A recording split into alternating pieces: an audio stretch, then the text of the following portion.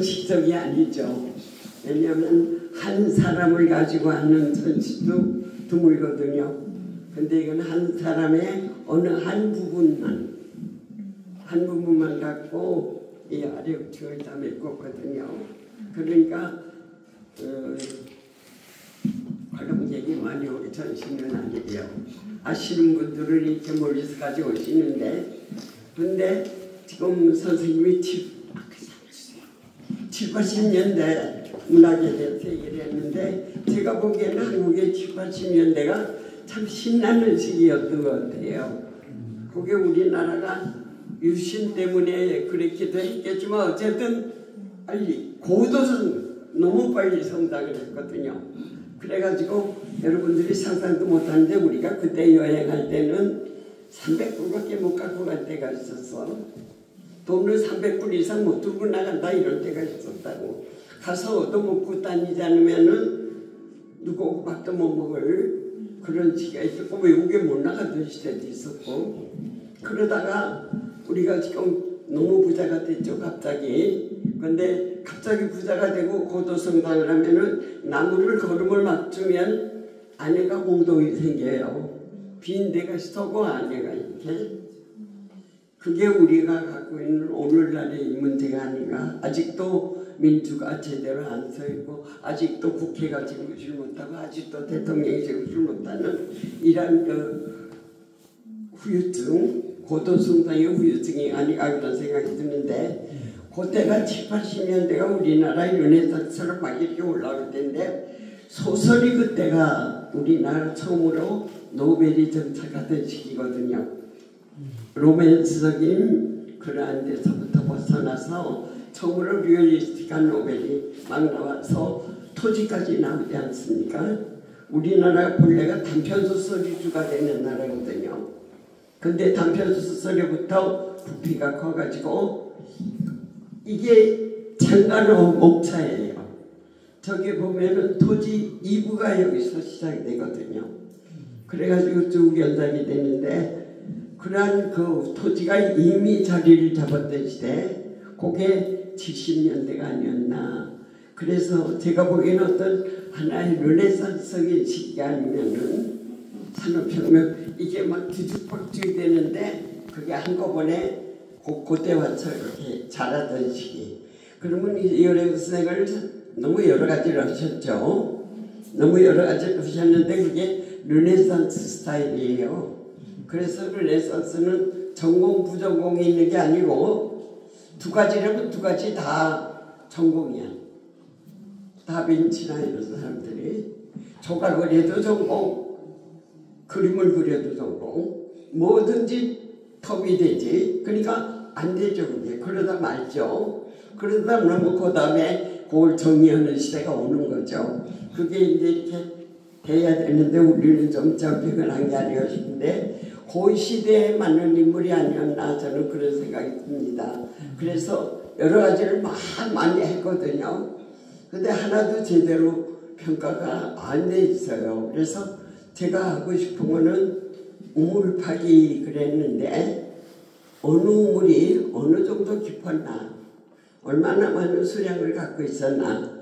그래서 제가 지금 하고 싶은 거는 그 7가지, 6가지 전공 중에서 하나씩 파고 들어가는 거예요.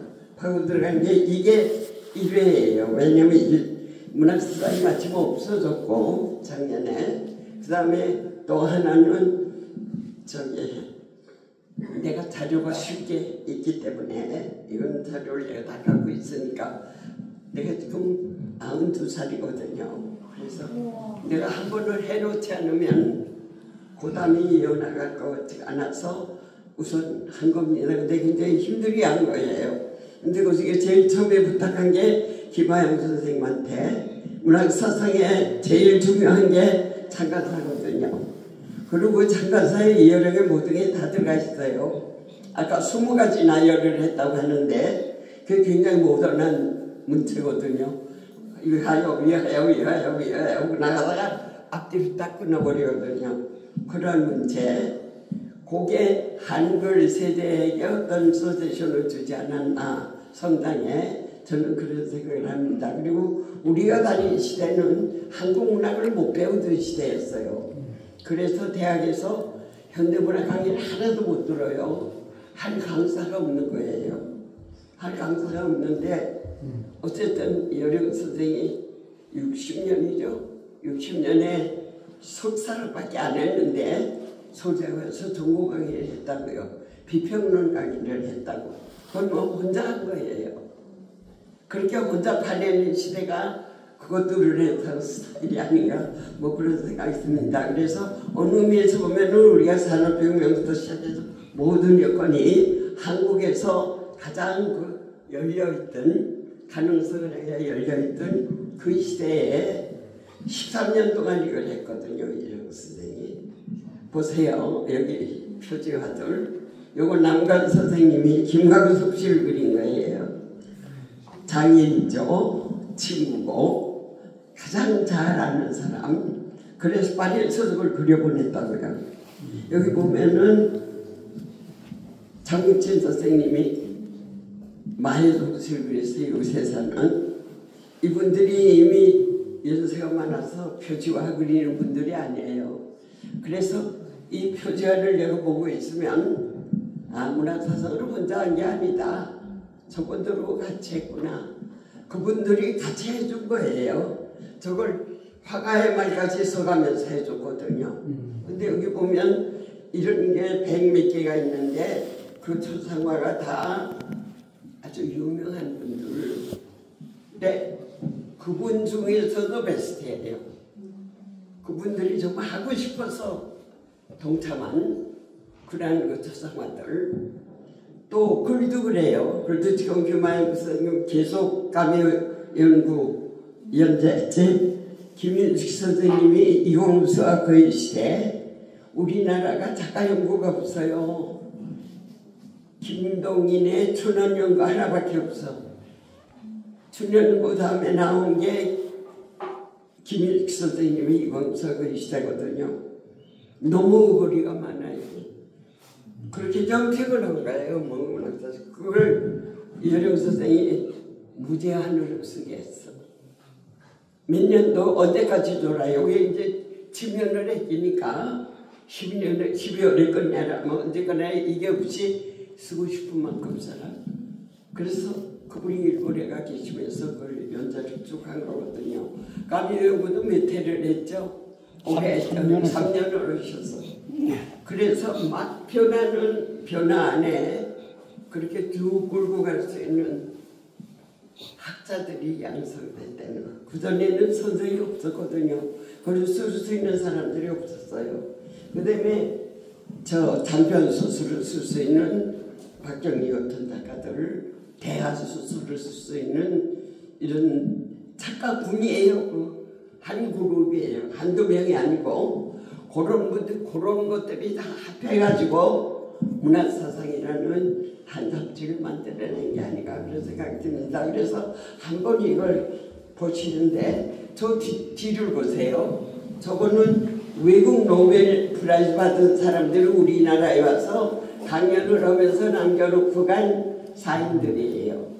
이오네스코도 있고 로브 그리에 루이드 린자 미셸 비토르도 있어요. 그래서 그 외국의 알라모드에 속하는 재신학자들이 재신평론가들이 와서 심지어 저 100년 동안의 고독 같은 거는 문학사상이 3년 전에 냈다고요. 그거를 내놓고 하나도 안 팔려. 하나도 안 팔리는데 노벨상을 나중에 받아요. 여령 씨보다 먼저 나중에 줬어. 이 선생이 먼저 준 거예요. 그래서 노벨상이 되니까 모두 하루에 그 책이 다 나가버릴 정도로 준비가 없고 알지도 못하는 작가가 노벨상을 탔는데 그걸 3년 전에 이미 내놨다고 두 권의 책으로 이런 것들 그게 아마 여령 씨한테도 가장 맞는 어떤 일이 아니었나. 왜냐면 오간을 다 써야 되는 거야 이걸 하려면은.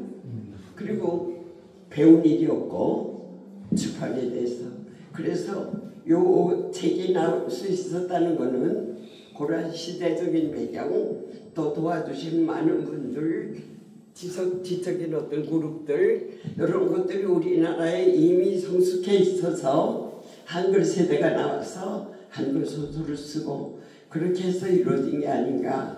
그래서 단순히 이어령 에디터로서의 그게 아니고 그 시대를 점검해보는, 또 그때가 아까 말씀하신 사상계가 없어진 때예요. 사상계가 없어지고 이어령 선생이 그저 부산에 가서 강연을 하는데 이어령, 안병욱, 이주홍 세 분이 강연을 하는데 5,000명이 온 거예요. 그 청중이 이미 형성돼 있었던 거예요. 그 지적인 어떤 그룹이 중산층이 그만큼 늘어난 거라고도 볼 수가 있겠죠. 그렇게 해서 그 시대가 5,000명이 와서 기독육사리와 교통정리를 할 정도, 저 사람들에게 뭘 먹여야겠구나.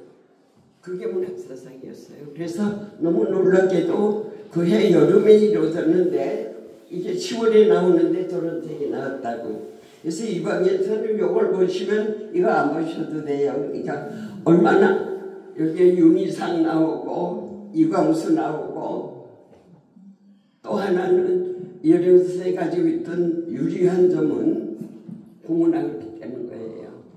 그리고 저 양반이 대학 다닐 때 참고서를 썼어요. 대학 입시 참고서를. 그래서 우리가 국문학사를 배운 일이 없어요. 우리 세대가. 하나도 배운 일이 없어. 왜냐하면 50년에 우리가 고등학교 2학년 들어가서 바로 2주 만에 전쟁이 났거든요. 그리고 53년에 휴전이 되는 동안에 학교를 못 다녀요. 반도 안 다녀.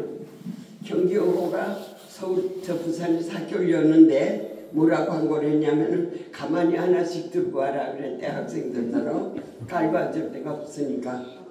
그런 상황에서 지나서 우리가 그 빈곤을 지나서 지적으로 그만큼 성장했던 시대다.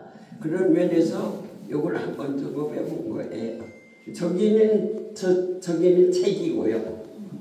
이쪽은 매호 내든 문학사상 광고. 그리고 아래쪽에 가면은 선생님이 써주신 글이 여기서부터 여기까지 내려오는. 그래서 그것부터 제일 먼저 부탁을 했고, 그 다음에 김윤식 선생님한테 우리 소개를 했어요. 히스토리컬에서도 메일을 하셨어.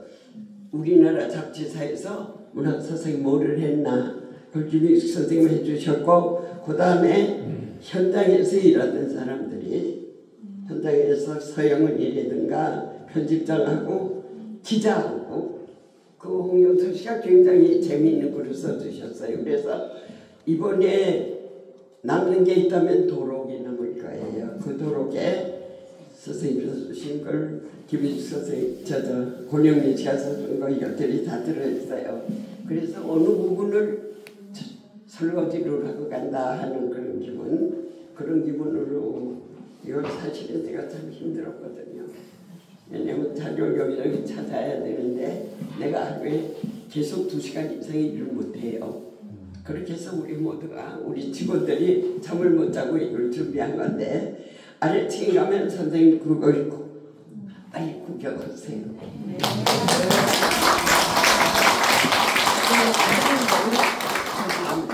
관장님의 건강을